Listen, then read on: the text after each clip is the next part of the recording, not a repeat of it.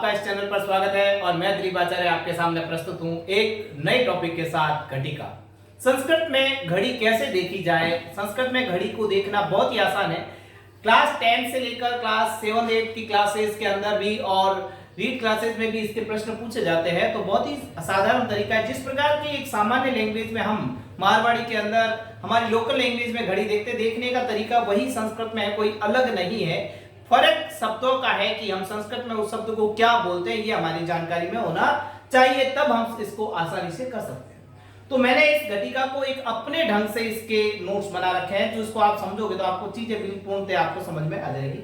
तो पहले मैंने घटिका चित्र सहायन समय देखनम। तो एग्जाम टाइम में क्या होता है कि घड़ी बनी हुई आती है और उसमें घड़ी के सुइयां जो दे रखी होती है। तो आपको घंटे की सुई जो कि छोटी होती है, मिनट की सुई जो कि बड़ी होती है और सेकंड की सुई का वहां जिक्र नहीं होता है। तो इन दो सुइयों के आधार पे हम किस प्रकार समय को देखते हैं। समय देखना तो लगभग अधिकांश को आता ही है और उसमें से हम नियमों के आधार पर पढ़ेंगे। तो नियम पहला है, घड़ी देखकर समय बताते समय वाद नहीं। घड़ी देखकर समय बता। सामान्य तौर पे आप कहीं जा रहे हो, रास्ते में जाते हुए आपको कोई घड़ी का टाइम पूछता है कि आपको समय कितना हुआ है, कितने बजे हैं। तो बजे शब्द को संस्कृत में बोलते हैं वादनी, बजे को बोलते हैं वादनी। तो आपको एक ध्यान रखना है कि खाना खा रहा हूं, स्कूल जा रहा हूं, आ रहा हूं, पी रहा हूं, देख रहा हूं, कोई भी दिनचर्या जुड़ी हुई है, दिनचर्या जुड़ी हुई है, ये खाली समय बता रहा है। यदि खाली समय बता रहा है तब तो आएगा, क्या आएगा आपका कि आपको खाली समय बता रहा है तब तो आ जाएगा वादनम। खाली समय बताने पर आएगा वादनम। और यदि वह दिनचर्या बता रहा है तो आएगा वादनी। दिनचर्या एग्जाम टाइम में अधिकांश जो प्रश्न आता है वो दिनचर्या के साथ आएगा। वो पढ़ाई कर रहा है, पिताजी के साथ जा रहा है, खा रहा है, तो उसके साथ दिनचर्या है, तो ऐसी स्थिति में आएगा वादने। और घड़ी देखकर समय बताने समय आ जाएगा वादनम। इस चीज का हम बिल्कुल पूर्णतः ध्यान रखेंगे। और उसके बाद में आ जाता है 15 मिनट। देखो एक घड़ी होती है, उसमें 12 अक्षर होते हैं, उनको हम यदि 4 और मिनट कितने होते हैं, घंटे में 60 मिनट होते हैं। और 60 मिनट को यदि 4 पार्ट में यदि घड़ी को डिवाइड किया जाए तो 15 मिनट के 4 पाद बनते हैं। पाद मींस पैर, 15 मिनट का एक पैर। यदि 15 मिनट ज्यादा है तो उसको क्या बोलते हैं, सवा। सवा को क्या बोलते हैं, सपाद। मतलब पादेन सहितम, एक पाद के साथ, एक पाद यानी एक 15 मिनट के साथ में उसको बोलेंगे सपाद। और 30 मिनट के लिए बोलेंगे सार्ध। 30 मिनट के लिए हम वर्ड किसको यूज किया जाएंगे, सार्ध शब्द का यूज किया जाएगा, जिसको यहां पर हम लोकल लैंग्वेज में बोलते हैं सवा, उसको बोलते हैं सपाद। हम बोलते हैं साढ़े, 3.5, 4.5, 5.5, साढ़े वर्ड के लिए संस्कृत में क्या यूज किया जाता है, सार्ध। और एक बोलते हैं पौने, पौने को बोलते हैं या पादोन। पादोन शब्द का भी वो संधि विच्छेद करेंगे, पाद धन उन। उन मींस एक कम, जैसे कि आप लोकल लैंग्वेज में बोलते हैं 29, 39, तो यानी 40 में से एक कम, 30 में से कम। उन का मतलब एक कम, पाद उन यानी एक पाद कम, यानी 15 मिनट कम, यानी क्या हो जाएगा, 15 मिनट कम है। ऐसी स्थिति में क्या कहेंगे, 45 मिनट को हम कहेंगे पादोन। तो ये 4 शब्द की समय जब भी पूछा जाए, सामान्य केवल समय पूछा जाए तो वादनम, दिनचर्या के साथ समय हो तो वादनी, सवा के लिए सपाद, और 30 मिनट के लिए सार्ध, और 45 मिनट के लिए पादोन का प्रयोग किया जाता है। एक अगला है मिनट शब्द, जो मिनट बोलते हैं इंग्लिश में, उसके लिए संस्कृत में शब्द है कला। तो ये शब्द पूरी शब्दावली आपको याद होनी चाहिए। उसके बाद हम घड़ी को सीखते हैं। तो घड़ी को सीखने के मैंने इसको 4 पार्ट में डिवाइड कर रखा है। पूर्ण समय, शपाद समय। पूर्ण समय का मतलब है जब पूरे 1 से लेकर 12 तक का जब पूरा समय बजा, 1 बजे पूरे, 2 बजे हैं, 3 बजे हैं, 4 बजे हैं, 5 बजे हैं। तो कई बच्चों को क्या है, कई लोगों को केवल संख्या जो संस्कृत की याद है, तो संस्कृत की संख्या पर आपको डिपेंड न रहकर 1 से 12 जो घड़ी का संख्या है वो अलग से याद करनी पड़ेगी। तो उसमें जैसे 1 बजे तो एक वादनम, मैंने यह वादनम क्यों लिखा है कि केवल समय दे रहा हूं, मैं यहाँ डिजिटल टाइमिंग दे रहा हूं, इसलिए मैं आपको केवल वादनम लिख रहा हूं, नहीं तो वादनम लिखना पड़ता। 2 में द्विवादनम, 3 में त्रिवादनम, 4 में चतुर्वादनम, र ऊपर चढ़ जाता है, र आधा होता है, इसका ध्यान रखेंगे। 5 का पंचवादनम, 6 का षड्वादनम, षट न होकर षड्वादनम। उसके बाद में 7 का हो जाएगा सप्तवादनम, 8 का अष्टवादनम, 9 का नववादनम, 10 का 10वादनम, 11 का एकादशवादनम और 12 का द्वादशवादनम। तो 1 से लेकर 12 तक का समय जो पूर्ण वादनम का, वो हमें याद होना चाहिए।